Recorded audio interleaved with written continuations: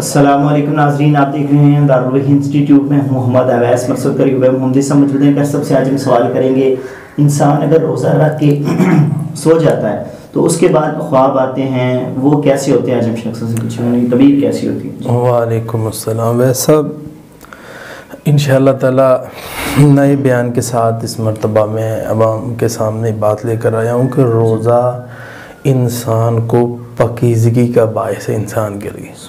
Number 2 पर जो बंदा रोज़ा रखता है वो अल्लाह के करीब हो जाता है।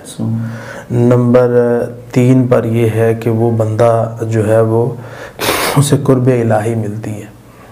तो ऐसी हालत में देखे जाने वाले ख्वाब दोपहर के वक़्त या सोते वक़्त या दिन के वक़्त या रात के वक़्त शानदार ख्वाब होते हैं, अच्छे ख्वाब होते हैं।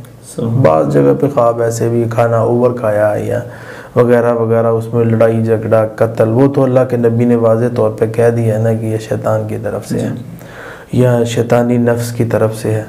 तो इसी तरह इंसान जो है वो नेक ख्वाब देखता है। तो जैसे कुरान पढ़ रहा है, ज़िक्र कर रहा है, तो अल्लाह ताला नेकी में मज़ीद तरक्की इसको अता फरमा देंगे। इसी तरह ख्वाब के अंदर इंसान जो है वो सुकून वाला ख्वाब देखता है कि मुझे बड़ा सुकून मैसर हो रहा है। तो ये जो है बंदे को रियल ज़िंदगी के अंदर अल्लाह ताला इज़्ज़त वाली अच्छी ज़िंदगी अता फरमाएगा। इसी तरह खुशगवार ख्वाब देखना, जैसे सरसब्ज़ शादाब बाग नज़र आते हैं तो आने वाली ज़िंदगी अच्छी हो जाएगी। तो इसी तरह ख्वाब परेशान कौन देखना या बुरे ख्वाब देखना।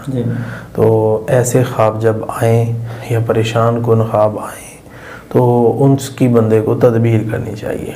तो ताबीर अव्वल तो लेनी नहीं चाहिए, ख्वाब ज़ाया कर देना या उसकी तदबीर करनी चाहिए। इंशाअल्लाह ताला परवरदिगार आलम जो है उसकी हिफाज़त फरमाएंगे। बहुत शुक्रिया जी। नाज़रीन, अगले प्रोग्राम में फिर हाज़िर होंगे, हमें इजाज़त दीजिए। अल्लाह हाफ़िज़।